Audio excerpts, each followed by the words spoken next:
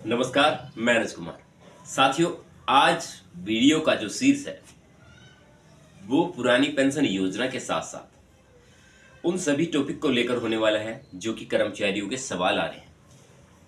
कई सारे सवाल ऐसे हैं कि अब जो है हमारी वित्तीय सुरक्षा पर क्या प्रभाव पड़ने वाला है। एक सबसे बड़ा सवाल सभी कर्मचारियों के मन में ये है कि अब जो 2025 का वक्त आने वाला है, क्योंकि नया साल आने वाला है और 2025 का जो वक्त आने वाला है वो पेंशन धारकों के लिए कैसा होने वाला है।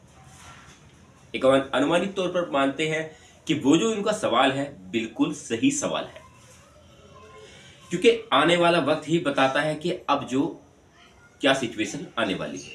सरकार ने यूपीएस पेंशन स्कीम को लागू करने की घोषणा की है, लेकिन उससे पहले सवाल उठता है कि क्या पेंशन भोगियों के लिए जो पेंशन व्यवस्था का हम दायरा तैयार कर रहे हैं वो सुरक्षित भी रहेगा। ये सभी सवाल इस वीडियो के अंदर आपको मिलने वाले हैं। साथियों, अगर आप चैनल पर पहली बार आए हैं या आपके सामने वीडियो बार बार आ रही है तो आप उन खास कुछ चुनिंदा लोगों में से हो जिनको ये मौका मिला है कि वो आगे चलकर जो अपडेट आने वाली हैं उनके बारे में पहले से ही जांच पड़ताल कर चुके हैं। चलिए साथियों, वीडियो शुरू करने से पहले मैं आपको बताना चाहूँ कि अब जो एक नया अपडेट आने वाला है और सतर्कता के साथ साथ मैं आपको इस वीडियो के अंदर वो सभी पॉइंट वो सभी तथ्य बताने वाला हूं जो कि सुप्रीम कोर्ट से भी रिलेटेड होने वाले हैं। तो आपसे मेरा निवेदन है कि आप वीडियो को अंत तक जरूर देखें।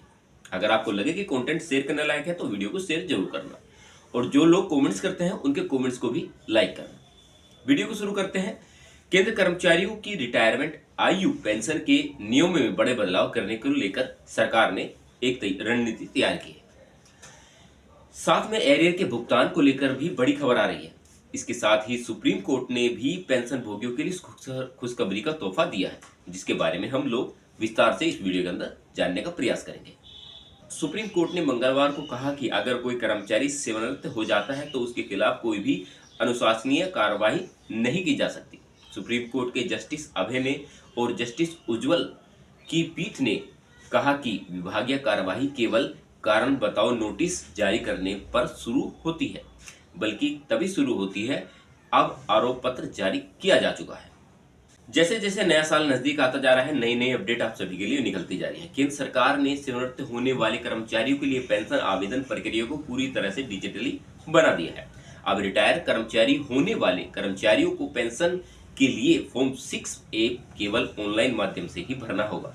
यह नियम 6 नवंबर 2024 से लागू भी हो चुका है और अब कागजी आवेदन स्वीकार नहीं किए जाएंगे। इस नए नियम से रिटायरमेंट के दिन से पीपीओ जारी होगा। पेंशन भोगियों को पेंशन और बकाया भुगतान तुरंत मिल जाएगा। स्पर्श के द्वारा जिन पेंशन भोगियों की पेंशन आती है तो ऐसे पेंशन भोगियों के खाते में 53% डीए के 4 महीने का एरियर जमा होना शुरू हो चुका है।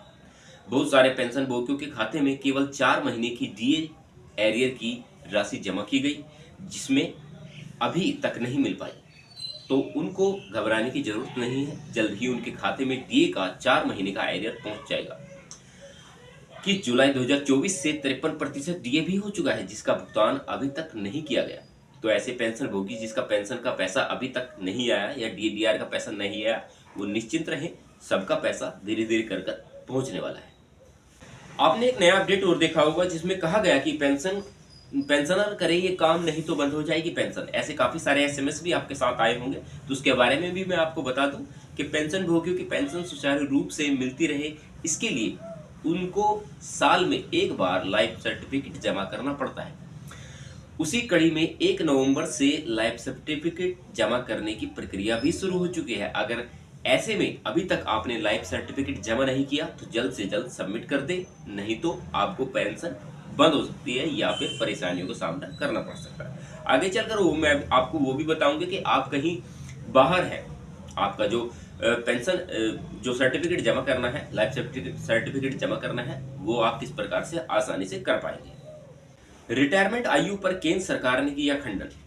केंद्र कर्मचारियों की रिटायरमेंट आयु को लेकर सोशल मीडिया में खबर आ रही है कि केंद्र कर्मचारी को रिटायरमेंट आयु 60 साल से बढ़कर 62 साल कर दी गई है, लेकिन केंद्र सरकार ने इस खबर का खंडन किया है और कहा है कि खबर पूरी तरह से फेक है। सरकार की तरफ से उम्र बढ़ाने को लेकर कोई भी गाइडलाइन जारी नहीं की गई।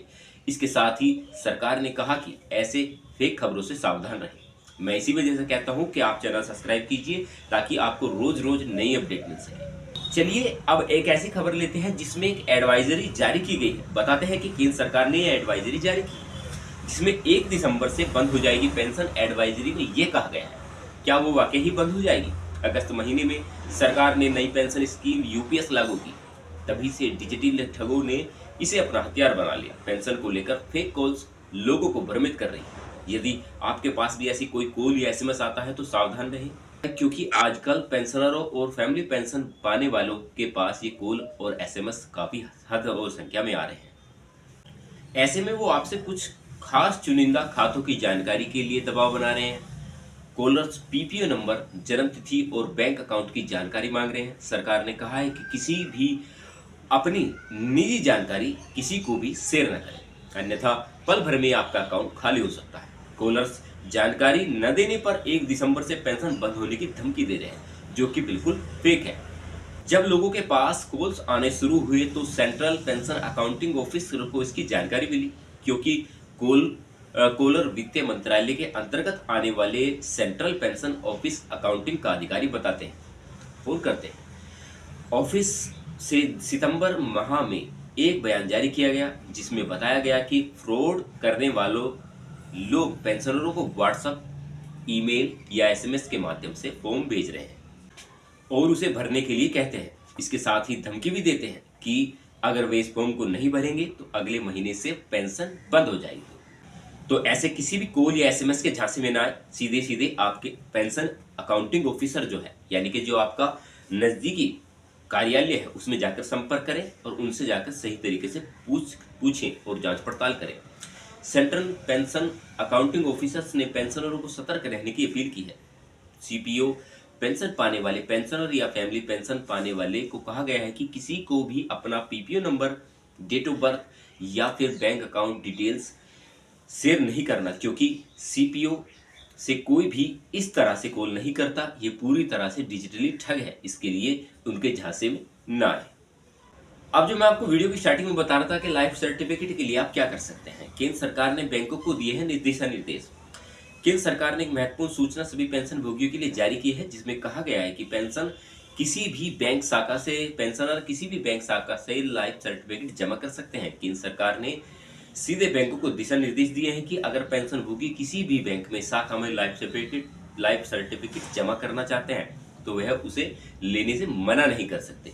अगर आपका ब्रांच कहीं और है और आप कहीं और निवास करते हैं तो आपको यहाँ जो नज़दीकी बैंक हो वहाँ पर जाकर अपना संपर्क कर सकते हैं और लाइफ सर्टिफिकेट जमा कर सकते हैं। इसके साथ ही साथ सीजीएचएस लाभार्थियों को भी तोहफा देने की तैयारी की गई है। सीजीएचएस वेलनेस सेंटर पर अगर आपका इलाज कराते हैं तो डॉक्टर आपके साथ अच्छे व्यवहार से नहीं बात करते, तो उसी को देखते हुए कुछ पेंशन भोगियों की कंप्लेंट दर्ज की गई।